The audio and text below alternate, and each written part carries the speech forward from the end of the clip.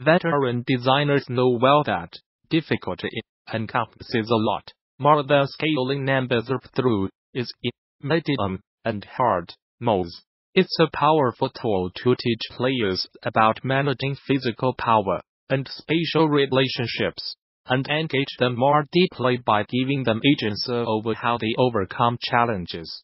To get some insight into wielding that tool, we reached out to designers to ask about how they grappled with specific difficulty issues in their games. How do you incentivize players to master sophisticated maneuvers? How do you craft a role-playing game that can accommodate players who struggle with combat? And how do you structure challenging encounters in MMORPG in a way that goes beyond making stats gradually increase? How they responded to this challenge provides key insights you can take with you for your next RPG. When working out how to seal conceptualize difficulty in their game, many designers align it with the experience curve. Difficulty does not merely represent discrete challenges to be overcome by perfect execution of skills, but rather it gives the player a satisfying loop that makes them gladly assume thoroughly that the game is putting them in. This is designer Zoey Wikstrom's preferred way of designing games, working at Blind Squirrel Games, a company that does contract work for titles like XCOM, Enemy Unknown, Evolve, Disney Infinity Tour. She frequently works and thinks about difficulty design, primarily on her internal and personal projects. At Wikstrom lays the groundwork by using difficulty curves to teach players how to accomplish the more elaborate tasks a game lays out for them, cementing the base layer for a fantasy or imaginative experience, separating hard from an obstacle worth overcoming. When working on these problems on, say, turn-based games, she explains, we won't need combat to be tactical and difficult, but we'll have that pinpoint what it is that testers find difficult, whether it was an obtuse interface or the challenge of taking enemies out. How do we get players to that point? This is not entirely a question about tutorials. It's about breaking down the components of the desired action towards what's worth interacting with, and setting the challenge bar for the interactions to make the maneuver worth it. It becomes a matter of asking testers, okay, do this maneuver, and then seeing how long it takes them to execute it, graphing it out, and seeing where the points move. Wikstrom explains, going forward, difficulty then becomes about pulling layered executions of those maneuvers out of players, hopefully by X hours. That interface is not a barrier to interacting with things, she says. The best way to give them a bit more challenge is to throw more things at them at once.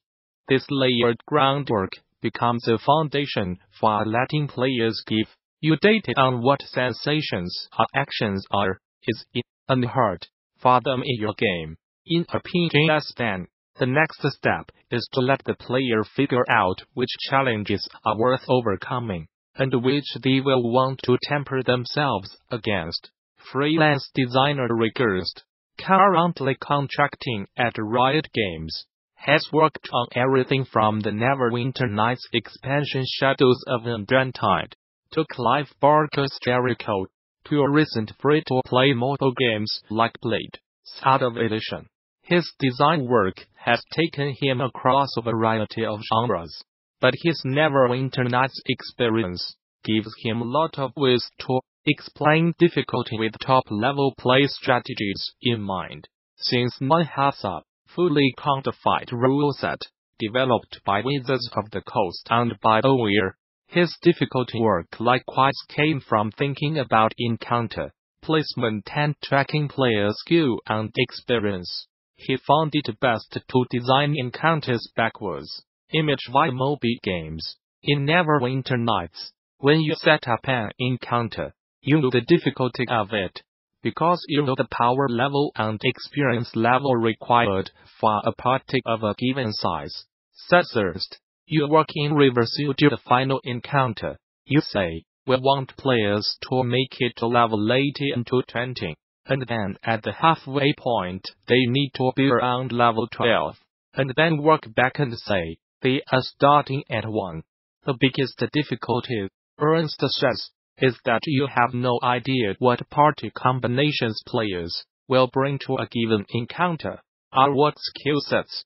That does not mean encounters need to be blindly defeatable by any given party composition though. It just means you need to send out encounters that will go differently for different types. If one player builds out a rogue character group that specializes in quick attacks, one fight might go well, while another might prove more challenging, and that works out okay, so long as they have the ability to change their tactics and strategy for the situation.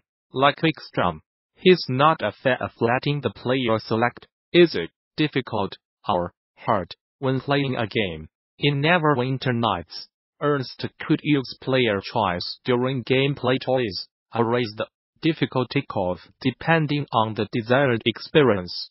Take Persuasion.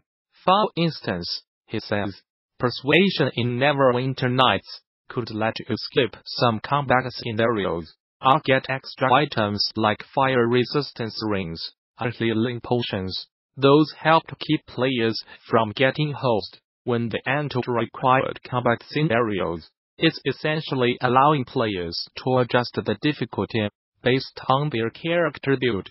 Built-in cautions to make sure your build trees do not wind up working against the fun parts of your own game. If the player likes hacking and puts their points into a hacker build, the hacking minigame could become too easy and therefore too boring. He notes, what that player should be doing is, since they do not like high combat, they put all their points into combat, so that becomes the cakewalk instead of hacking. In a poorly tuned build-based difficulty curve, players wind up encouraged to put points into the things they do not want to spend time doing, so that it can be ignored and difficulty focused elsewhere. With the new Guild Wars 2 expansion Heart of Thorns, introducing raids and raid bosses to the Guild Wars 2 ecosystem, game director Colin Johanson is able to explain how his game's general design philosophy gets refined and honed from encounters that scale for player groups of various sizes. As Johanson explains, in normal Guild Wars 2 group encounters, difficulty is scaled based on the number of players who be entered the zone and are in fighting range of the encounter. The game takes this number, increases the number of monsters in the encounter, then swaps out certain enemies, or gives them different abilities to put pressure against the increased player base. Since all classes have access to abilities and builds that let them damage enemies, control enemies, or support other players, they use new abilities and counter strategies centered around these 3 core skill types to force players into adapting the skills they have already mastered or trying out skill combinations they had not thought of before. But Johanson says that this all changes when fixed 10-player raids enter the equation. We have a giant list of mechanics available to us that our creators can use, and the way we set up our encounters is we say, for this encounter, this is the combination of mechanics we want to use, and these are the player skills that will counter them. To test the difficulty of these encounters, Johanson's colleagues at ArenaNet set raiding parties that take on his team's encounters. He and his team set the planned difficulty as high as possible by implementing a given set of boss abilities on timing. Then they study how long it takes that raid group to take down the boss, and with what strategy. For the Gorseval, the 10 boss, shown in the Heart of Thorns raid announcement trailer, Johanson says that setting 3 core mechanics to overcome using a hand gliding mechanic, burning through a wall of thorns, and interrupting the superpower, created a difficulty all his team was not happy with, both far how high it was, and far the strategy needed to overcome it. We called this the Bramble boss at first, with the idea of, let's make fire and burning a huge part of this encounter. What happened was, there's a handful of professions that are really good at burning,